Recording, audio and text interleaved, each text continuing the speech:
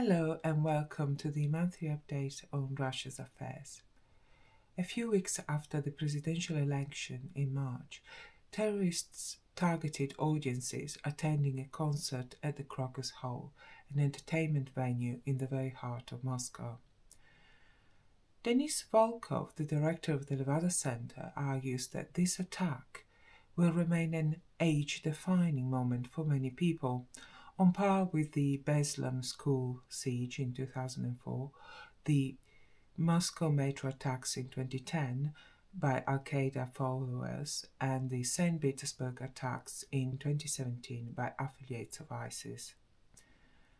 A brief recap: on March the 22nd, gunmen entered the hall and began shooting, then set fire to the venue. 144 people died and 551 were injured in the attack. So far, the security forces have arrested about 10 people linked to these attacks, and the authorities in Tajikistan are questioning relatives of the alleged attackers and other persons of interest. According to reports in the Western and the Russian media, the United States and Iran had notified the security services inside Russia that an attack was imminent, most likely by an extremist group called ISKP. And I'm not trying to justify the FSB failure to follow up on these signals, but the hard truth is that security services have to get it right every time, whereas terrorists just need to get lucky once. But as the consensus is that the ISKP was behind the attack on the Crocus Hall, let's find out a bit more about them. Having said that, I will focus on the business side of being a terrorist organization more than the ideological side in this instance. And every business needs people, a cash flow, and logistics. So let's start with the people. In 2015, the Islamic State, or IS, announced the formation of the Khorasan Province Group, ISKP. Khorasan Province roughly covers the area of Afghanistan-Pakistan region. The ISKP attracted disaffected militants from Al-Qaeda, the Tehrik-i-Taliban, or TTP, the Taliban itself, and the Islamic Movement of Uzbekistan, or IMU. The ISKP relies on online platforms to disseminate propaganda in local languages, especially Tajik and Uzbek, and the ISKP exploits existing regional economic and social grievances to attract potential recruits. The cash flow. The IMU, in order to fund its operation, had been involved in the drugs trafficking business since the 2000s, according to sources. So it's not a huge leap to assume that when members of the IMU began joining the ISKP, took their business expertise with them. The logistics. Let's take a step back a minute. This is a map of drug routes from Central Asia to Europe. Now, this is a map I compiled of ISKP-led attacks. In red are the attacks, and ISKP militants being picked up by local police forces are marked in blue.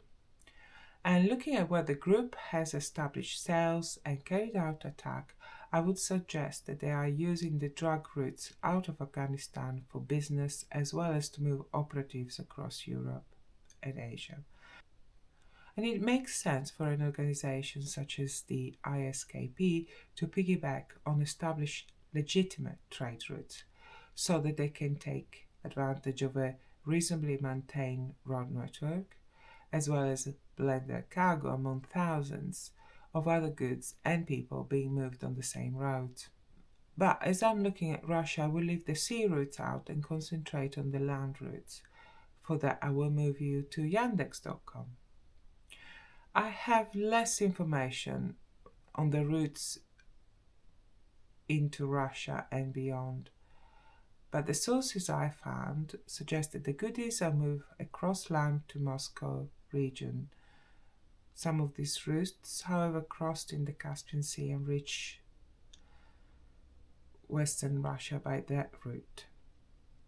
And before the war, some routes crossed into Ukraine, and there is evidence that Ukraine was being used as a storage hub from where goods would then be moved across to hubs in Germany and France, and from there to the rest of Europe. And some of the routes would terminate in the United Kingdom as well. Another route for drugs from Russia into Europe would be through Belarus and from there into Poland. However, Poland has closed its borders with Belarus. But in light of all this, talk of the terrorists being promised safe passage to Ukraine, or President Lukashenko announcing that the Belarus border has been closed to prevent terrorists from escaping, and even the suggestion that somehow Ukraine is involved and from there terrorists could escape from Ukraine to London make a bit more sense. It seems to me that Russians were mapping out old established trafficking routes which would work as an escape route, especially if these routes were run or at least partially run by their employer. There has been talk trying to link the attack on the Crocus Hall to Ukraine, and if by that they mean criminal networks operating in Ukraine, that is possible. Everybody has criminal networks, but I think it's very, very unlikely that Kiev or supporters of Ukraine would commit such an attack. It's not the way they operate. Kiev government-sponsored attack or attacks carried out by groups sympathizing with Kiev are aimed mainly at military supply chains inside Russia. There have been plenty of cyber attacks targeting Russian institutions, but all in all, the attacks have been specific and very targeted. Whereas attacks on large gatherings of civilians is more in line with IS. And I suspect that behind closed doors, the security services in Russia are looking at IS and ISKP. And I said that because of this little news item that surfaced on TASS. An enemy of my enemy is my friend. The Russian government seems to have accelerated the process of normalizing their relationship with Afghanistan and recognizing the Taliban as the official government of Afghanistan. It should be noted that the Taliban have been fighting ISKP since the faction emerged. The opinion polls I'm about to show you were collected before the terrorist attack on the Crocus Hall. Even so, in the last year, Russians have witnessed showers of drones, a military revolt, planes falling out of the sky, and a few high-profile assassinations. But President Putin approval ratings remain high, and even social indicators are doing well.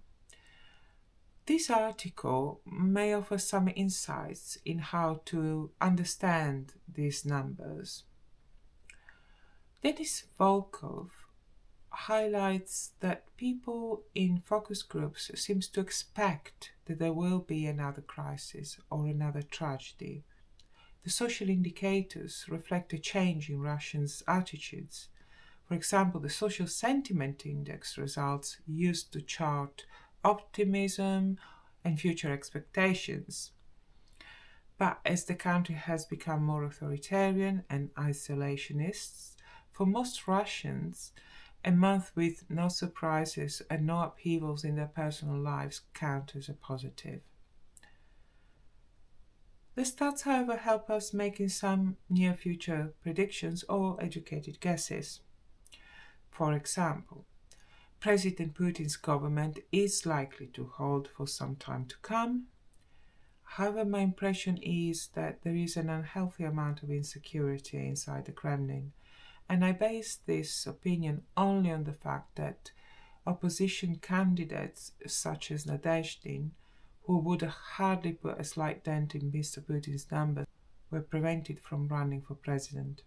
The Kremlin is putting fires out right, left, and centre, no doubt about it, but it is still strong, and therefore it's not likely to deviate from the current national and international policies anytime soon, which means that the military operation in Ukraine will continue. So is the narrative of foreign forces trying to harm or break up Russia, and it will continue to foster an under siege type mentality in Russians. Thank you so much for watching. Full list of references in the description below as usual. And my next video will be the third part and last video in my Secret Veneto mini-series. Hope to see you there. And once again, thank you so very much for watching. Please like and subscribe. Have a lovely day. Bye bye.